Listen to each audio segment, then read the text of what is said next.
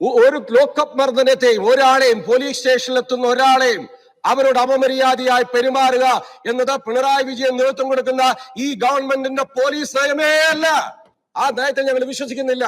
അങ്ങനെ ചെയ്യുന്നവരുണ്ട്. ഇവിടെ ഉദാഹരണം ബഹുമാന്യനായ കെ ടി ജലീൽ പറഞ്ഞു, മറ്റു പലരും പറഞ്ഞു. നമ്മുടെ കൂട്ടത്തിൽ ഏതെല്ലാം ടൈപ്പ് പെരുമാറുന്ന ആളുണ്ട്. ഞാൻ ആരെയും കുറ്റപ്പെടുത്താനല്ല, ആക്ഷേപിക്കുകയില്ല. വ്യക്തിപരമായി നമ്മൾ ആരെങ്കിലും കരുതിയോ നമ്മുടെയൊക്കെ സഹപ്രവർത്തകനായ ഒരു MLA പാലക്കാട് MLA ഭാഗത്ത് നിന്ന് ഇത്രമേൽ മോശമായിട്ടുള്ള ഒരു പെരുമാറ്റം ഉണ്ടാവുമെന്ന് നമ്മൾ ആരെങ്കിലും കരുതിയോ? കേരളത്തിലെ പ്രതിപക്ഷം UDF വരുന്ന തദ്ദേശ നിയമസഭാ ഇലക്ഷന്റെ ഭാഗമായി ഇടതുപക്ഷ ജനാധിപത്യ മുന്നണി ഗവൺമെന്റിനെ ജനങ്ങൾക്ക് മുന്നിൽ അപകീർത്തിപ്പെടുത്താനുള്ള ആസൂത്രിതമായ അപവാദ കഥകളായിട്ടാണ്. സാർ, ഇന്നിവിടെ അവതരിപ്പിക്കുന്ന അടിയന്തര പ്രമേയം 2.5 വർഷം മുന്നേ നടന്നതാണ്. 2.5 വർഷം മുന്നേ നടന്ന കാര്യം സുജിത്ത് പറഞ്ഞത് കോൺഗ്രസ് നേതാക്കന്മാർ പോലും വിശ്വസിച്ചിട്ടുണ്ടാവില്ല. ഉണ്ടായിരുന്നു എങ്കിൽ നേരത്തെ ബഹുമാനപ്പെട്ട MLA സേവ്യർ ചിറ്റലപ്പള്ളി പറഞ്ഞ പോലെ എത്രയോ നിയമസഭാ സമ്മേളനങ്ങൾ ഇതിന്റെ ഭാഗമായിട്ട് നടന്നു. ആ നടന്ന ഘട്ടത്തിൽ ഒന്നും ഈ കാര്യം അവതരിപ്പിക്കപ്പെട്ടിട്ടില്ല. ബഹുമാനപ്പെട്ട മാത്യു ടി തോമസ് MLA പറഞ്ഞതുപോലെ ജനങ്ങൾക്കിടയിൽ ജനങ്ങൾക്ക് വേണ്ടി പ്രവർത്തിക്കുന്ന, ജനങ്ങളുടെ എല്ലാ അവകാശങ്ങൾക്ക് വേണ്ടി കേന്ദ്ര ഗവൺമെന്റിന്റെ സാമ്പത്തികമായ ഉപരോധം ഉണ്ടായിരുന്നിട്ട് പോലും ഈ നാട്ടിൽ ആശ്വാസ നടപടികളുമായിട്ട് പോകുന്ന ഇടതുപക്ഷ ജനാധിപത്യ മുന്നണി ഗവൺമെന്റിനെ ഒരു വിഭാഗം ഇടതുപക്ഷ വിരുദ്ധ മാധ്യമങ്ങളുടെ സഹായത്തോടുകൂടി ഇല്ലാതാക്കാനുള്ള ആസൂത്രണ ശ്രമത്തിന്റെ ഭാഗമായിട്ടാണ് ഈ ആരോപണങ്ങൾ ഉന്നയിക്കുന്നത്. സാർ, നമ്മുടെ കേരളത്തിന്റെ രാഷ്ട്രീയ ചരിത്രത്തിൽ 1957 ജൂൺ മാസം 23-ാം തീയതി EM ശങ്കരൻ നമ്പൂതിരിപ്പാട് നടത്തിയിട്ടുള്ള ഒരു പത്രസമ്മേളനമുണ്ട്. സാർ, കേരളത്തിന്റെ രാഷ്ട്രീയ ചരിത്രത്തിൽ ഏതൊരു രാഷ്ട്രീയ വിദ്യാർത്ഥിക്കും ഏറ്റവും പ്രധാനപ്പെട്ട ഒരു അനുഭവ പാഠമാണ് ആ പത്രസമ്മേളനം. അതിനു മുന്നേ കേരളത്തിന്റെ രാഷ്ട്രീയ രംഗത്ത്, കേരളത്തിന്റെ സമരവേദിയിലൊക്കെ നടന്നിട്ടുള്ള അനുഭവങ്ങളുണ്ട്.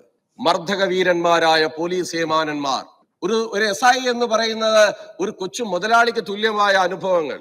പുന്നപ്ര വയലാറും ഒഞ്ചിയവും കയ്യൂരും കരുവള്ളൂരും കാവുമ്പായും നടന്ന പ്രക്ഷോഭ സമരങ്ങൾക്ക് നേരെ വെടിവെച്ച് ആളുകളെ കൊല്ലുന്ന അനുഭവം.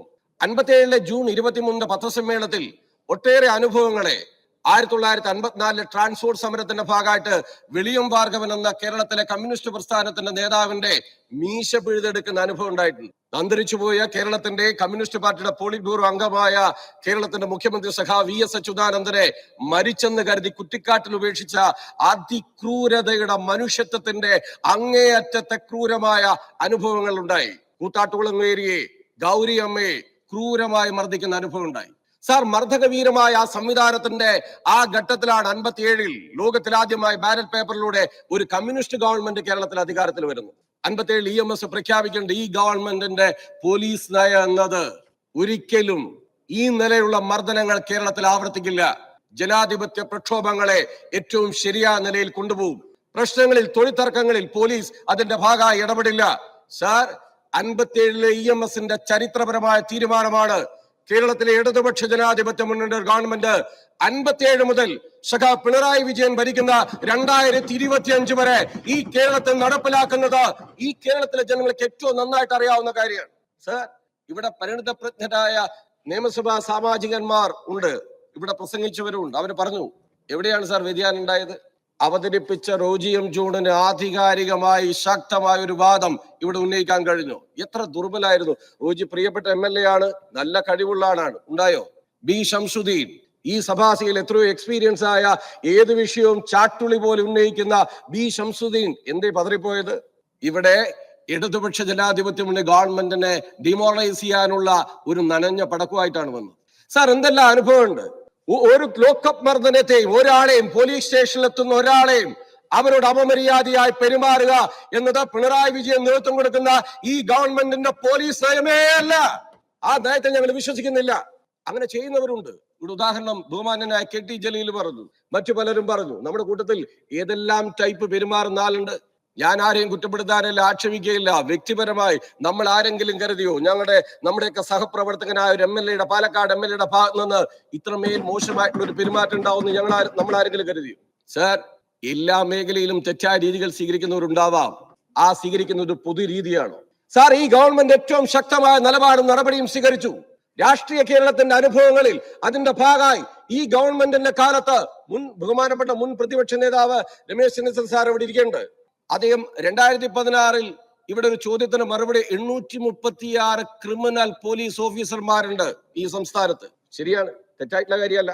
പോലീസിന്റെ കൂട്ടത്തിൽ അങ്ങനെയുള്ള നിലപാടുകൾ സ്വീകരിക്കുന്നവരുണ്ട്. ആ നിലപാടുകൾ സ്വീകരിക്കുന്നവരെ ന്യായീകരിക്കാൻ ഈ സർക്കാർ പുറപ്പെട്ടോ? ഈ ഗവൺമെന്റ് ഏത് വിഷയമുണ്ടായാലും അത് അന്വേഷിച്ച് അതിന്റെ ഭാഗമായി നിയമപരമായി ആ നടപടികൾ സ്വീകരിക്കുക എന്ന ശക്തമായ സമീപനമല്ലേ സ്വീകരിച്ചത്? സാർ, അടിയന്തരാവസ്ഥക്കാലം എന്തെല്ലാം അനുഭവവേദ്യം ഈ കേരളത്തിൽ ഉണ്ടായി. വിദ്യാർത്ഥി പ്രക്ഷോഭങ്ങളെ, സമരങ്ങൾ, ഇരിക്കുന്നു വ്യവസായ വകുപ്പ് മന്ത്രി പി രാജീവ്. ആ ഫോട്ടോ കണ്ടാൽ ഒരു മനുഷ്യന് അർദ്ധനഗ്നനായി പോലീസുകാര് 10 പേര് ഭീകരമായി മർദ്ദിച്ച് പിടിച്ചു നിൽക്കുന്ന ഒരു വിദ്യാർത്ഥി നേതാവിന്റെ ചിത്രമുണ്ട്. ഇതാ പി കെ ബിജുവിനെ, മുരളീധരനെ, ജിജിയെ കയ്യാമം വെച്ച് വിദ്യാർത്ഥി പ്രക്ഷോഭത്തിന്റെ ഭാഗമായി തെരുവിലൂടെ വലിച്ചുകൊണ്ട് ചിത്രം എന്റെ കയ്യിലുണ്ട്. ടീം ടൈറ്റസ് എന്ന് പറയുന്ന പത്തനംതിട്ടയിലെ ഒരു മാർച്ച് സമരം നടത്തിന്റെ ഭാഗമായിട്ട് ഒരു ഡിവൈഎഫ്ഐ നേതാവിനെ 6 മാസക്കാലം നട്ടല് തകർന്ന് കിടന്ന അനുഭവമുണ്ട്. വിദ്യാർത്ഥി പ്രക്ഷോഭങ്ങളെ, സമരങ്ങളെ ഇതിന്റെ ഭാഗമായി നേരിട്ട് അനുഭവി കേരളത്തിലില്ലേ? അടിയന്തരാവസ്ഥ കാലത്ത് കക്കയം ക്യാമ്പിൽ പച്ച തുണ്ട് ഈ തേങ്ങയുടെ അത് നരച്ച് വെള്ളം കുടിച്ച ടി പി രാമകൃഷ്ണൻ എന്ന ഞങ്ങളുടെ LDF-ന്റെ കൺവീനർ ഇവിടെ ഇരിക്കുന്നുണ്ട്. നിങ്ങൾ എല്ലാവരും പറഞ്ഞ് ഒരു കാര്യം നന്നായി. എന്താ അറിയോ? മുഖ്യമന്ത്രി 1977 യുവ MLA കേരള നിയമസഭയിൽ നടത്തിയ പ്രസംഗം എല്ലാവരും വായിച്ചു പഠിച്ചു. നല്ല കാര്യം, വളരെ ഗംഭീരം, എല്ലാവരും അത് പ്രസംഗിച്ചു. ആ യുവ MLA ഇന്ന് കേരളത്തിന്റെ മുഖ്യമന്ത്രി. അടിയന്തരാവസ്ഥ കാലത്ത് ലോക്കപ്പ് മർദ്ദനത്തിന്റെ ആ മനുഷ്യന്റെ കാലൊന്ന് നോക്കണം. ഇപ്പോഴും ചോര അതുപോലെ കല്ലിച്ചു നിൽക്കുന്ന അനുഭവം അതിന്റെ ഭാഗമായി അദ്ദേഹം അനുഭവിക്കുന്നുണ്ട്. അദ്ദേഹം മുഖ്യമന്ത്രി ആയിരിക്കുന്നത് കൊണ്ടാണ് വൈരനിര്യാതന ബുദ്ധിയോടെ, രാഷ്ട്രീയ വിദ്വേഷത്തോടെ ഏതെങ്കിലും ഒരാളോട് മോശമായി പെരുമാറുന്ന അനുഭവം പോലീസിന്റെ ഭാഗത്ത് ഈ കേരളത്തിൽ ഉണ്ടായോ? MM മണി, ഞങ്ങളുടെയൊക്കെ ആശാൻ, ആ മനുഷ്യനോട് സ്വീകരിച്ച സമീപനം എന്താ? ഇവിടെ ഞാൻ എല്ലാവരുടെയും പേര് പറയാല്ല. അടിയേറ്റവര് ഇവിടെ MP രാജേഷും Muhammad റിയാസും KK രാഗേഷും TV Rajesh ഉൾപ്പെടെ മുൻ MLA മാർ അതിന്റെ ഭാഗമായിട്ട് നിന്നവർ അനുഭവിച്ച ഒരുപാട് പ്രശ്നങ്ങളുണ്ട്. നേരത്തെ ഇവിടെ പറഞ്ഞു. സാർ, ഇവിടെ നയമാണ് പ്രശ്നം. UDF-ന്റെ ഭരണകാലത്ത് സ്പീക്കറായിരിക്കുന്ന അന്നേ ചെയറിലിരിക്കുന്ന അങ്ങയുടെ അനുഭവം തന്നെയല്ലേ? എന്തെല്ലാം എത്ര ക്രൂരമായി. പക്ഷെ ഇപ്പോഴത്തെ വിദ്യാർത്ഥി യുവജന നേതാക്കന്മാരുടെ അനുഭവം എന്താ? അങ്ങനെ അനുഭവം ഉണ്ടോ? എത്ര ഭാഗ്യവാന്മാരാണ് അവര്. അവിടെ വെള്ളം ചീറ്റുന്നു എന്ന് മാത്രം. എത്രയോ വിദ്യാർത്ഥി പ്രവർത്തകരുടെ റൂമിന്റെ വാതിൽ ചവിട്ടി തുറന്നിട്ടുണ്ട് ഈ കേരളത്തിൽ. എത്ര ഭീകരമായി മർദ്ദിച്ച് അവശരാക്കിയിട്ടുണ്ട് ഈ കേരളത്തിൽ. പെൺകുട്ടികളെ ഉൾപ്പെടെ ഭീകരമായി. സാർ, ആ പോലീസിനെ അല്ല 77-ൽ ഈ നിയമസഭയിൽ ജയിച്ചു വന്ന് പ്രസംഗിച്ച പിണറായി വിജയൻ കേരളത്തിന്റെ മുഖ്യമന്ത്രി ആയിരിക്കുമ്പോ ആ നയത്തിൽ നിന്ന് വ്യത്യസ്തമായി ജനകീയമായ ഒരു പോലീസ് നയം ഈ കേരളത്തിൽ നടപ്പിലാക്കുന്നു. സാർ, അപവാദ കഥകൾ കൊണ്ട് ശരിയായ നിലപാടും നടപടിയും ഈ ഗവൺമെന്റ് സ്വീകരിക്കും. എന്നാൽ കേരളം മുഴുവൻ ഇങ്ങനെയാണ്. പോലീസ് രാജാണ്. ഇവിടെ നടക്കാൻ അനുവദിക്കുന്നില്ല, ഇവിടെ പോകാൻ അനുവദിക്കുന്നില്ല. ഈ ഗവൺമെന്റ് ഗുണ്ടായിസമാണ് കാണിക്കുന്നത് എന്ന പ്രചരണം സാർ കേരളത്തിലെ ജനങ്ങൾ മുഖവലിക്കെടുക്കാൻ പോകുന്നില്ല. വസ്തുതാപരമായി ഏത് തെറ്റ് ചെയ്താലും ഏറ്റവും ശക്തമായ നിലപാട് സ്വീകരിച്ച ഈ ഗവൺമെന്റ് മുന്നോട്ട് പോകുക തന്നെ ചെയ്യും. മറിച്ചുള്ള പ്രചരണങ്ങളെ അതിശക്തമായി എതിർത്തുകൊണ്ട് ഞാൻ അവസാനിപ്പിക്കുകയാണ്.